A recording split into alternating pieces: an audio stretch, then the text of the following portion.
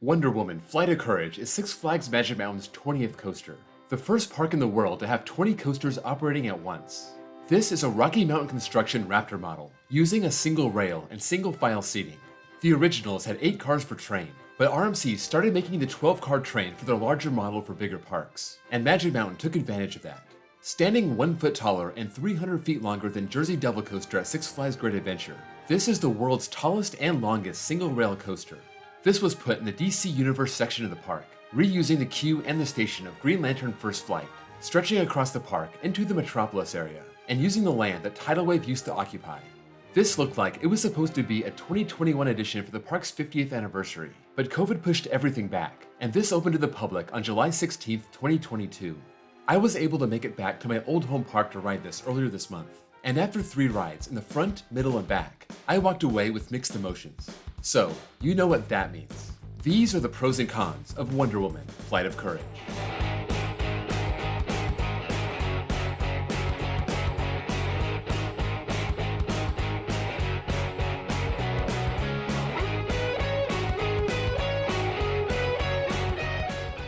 Before we break down the pros and cons, let's review the elements. You take a left turn out of the station, ascend the 131-foot lift, and take that near vertical straight drop at 87 degrees. It rises into a dive loop to turn the train back around, then straight into a camelback. After it dives down, it rises back up into a 0G stall. It rises up again to enter the turnaround element, back down and up into a 0G roll, up into the mid-course brake run. Then it dives down with a slight twist, and into a low 180-degree turnaround, followed by back-to-back off-axis airtime hills, one to the left, one to the right, then a speed hill, a wave turn type of hill, then an overbank into the final brakes. I'm gonna break down the pros first and then get into the cons. The first pro is the smoothness. I know this sounds weird to praise a new RMC for being smooth, but after riding Wonder Woman Golden Lasso coaster at Fiesta, Texas, I wasn't sure what to expect. That was so rattly the last time I rode it just last month, and I was hoping, at least for Sophie's sake, that this would be smooth, and it was. I was confident that this would be the case given its age, and I'm happy to report this is a coaster you could ride all day. The second pro is the operations. This has 4 trains, and that seems like too many. It was running 2 trains when I was there, and that seemed like it was enough. At 12 people per car, the capacity isn't great, but they have that awesome moving station and they whip out those trains like crazy. When you're in line, you may not notice as much, given it eats 12 riders at a time, but when I was shooting off-ride footage, it was awesome. There always seemed to be a train on the lift hill. I hope they keep the moving station, and I see no reason why they wouldn't. Railblazer doesn't use one. Wonder Woman at Fiesta, Texas does, but it has a short station and you put your loose articles to the side, so they often have to stop the moving station. Jersey Devil and this Wonder Woman don't have that problem. It has a long station, no need to stop the train. They have zipper pouches on the train where you can put your phone, and they have lockers at the end of the queue, right before the stairs going up to the station. So you could consider this a con that you need to get a locker for your backpack or anything that doesn't fit in your pockets. But there was one interesting thing.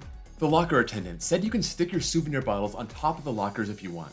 Obviously, they can be stolen, but it's really no different than leaving them in the station unsecured. I did this and had no problem.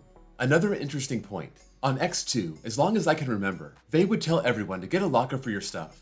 But this time, they said you can just leave your stuff next to the lockers and that's fine. That's a change and I like it. The third pro is the length. When I ride a Raptor, I'm used to a fast and furious ride lasting about 30 seconds. I've ridden the originals more than 10 times combined, and Jersey Devil just once. Wonder Woman has 49 seconds of ride time. For comparison, that's 2 seconds more than Ninja, and 3 seconds less than Tatsu.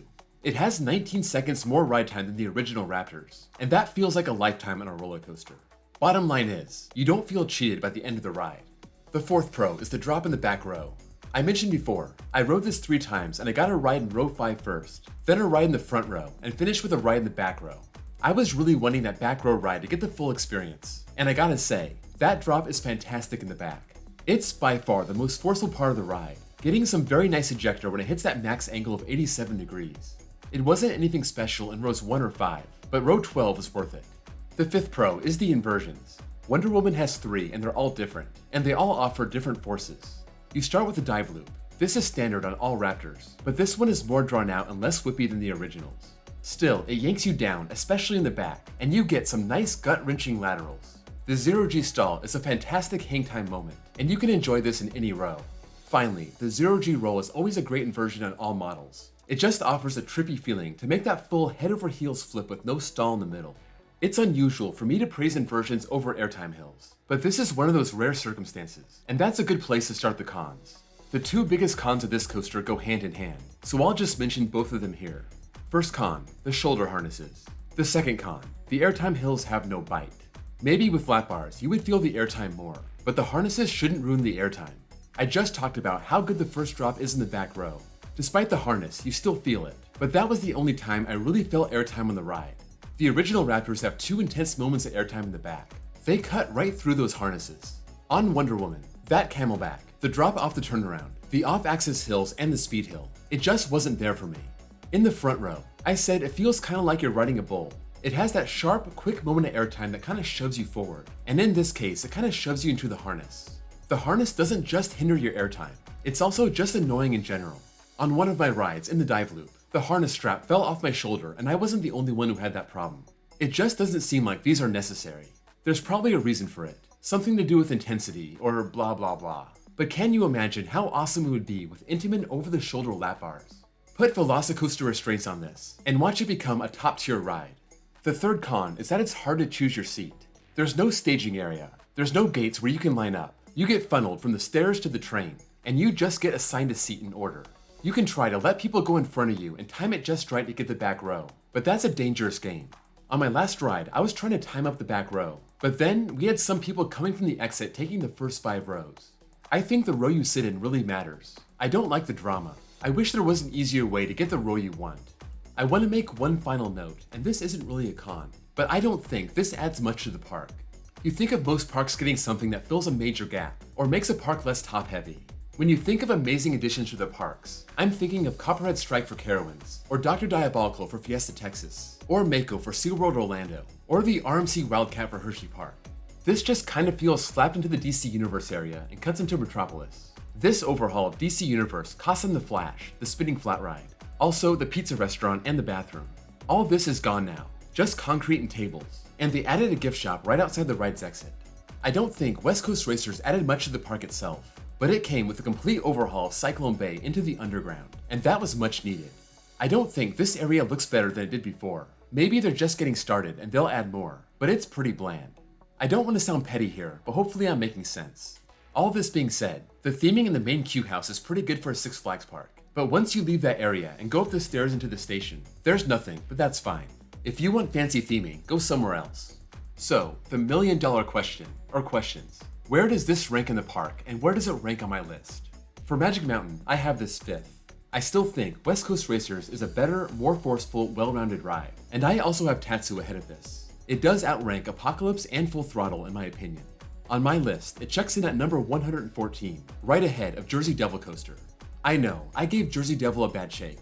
I rode it once, first thing in the morning, though I did get a back row ride and I don't remember the first drop being very good. I rode Wonder Woman at about 1 p.m. and 2 more rides around 5:30 p.m. It had plenty of time to warm up and I think I got it at its max potential. I also think I enjoyed Wonder Woman more because I had different expectations. I went into Jersey Devil thinking it would be an intense, rip-your-face-off intensity machine like the 2 originals.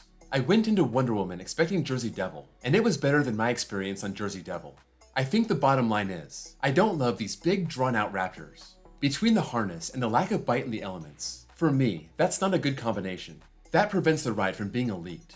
Give me the crazy Raptors any day. Those are top 50 worthy. The big ones are still trying to find their way into my top 100. If you rode Wonder Woman Flight of Courage and have anything to add, sound off in the comments below. Let me know where you agree or disagree, where you think I'm spot on, or perhaps too harsh, or even too kind. Before you go, if you can drop this video a like, I'd appreciate it. And if you're new here and love coasters, please give me a sub. I have a playlist with other coaster reviews. Also, check out my links below for my Discord server, and my second channel where I post copyright-free off-ride footage, and my baseball channel if you love baseball and are super into the playoffs right now. Thank you all for watching, and I'll see you all next time.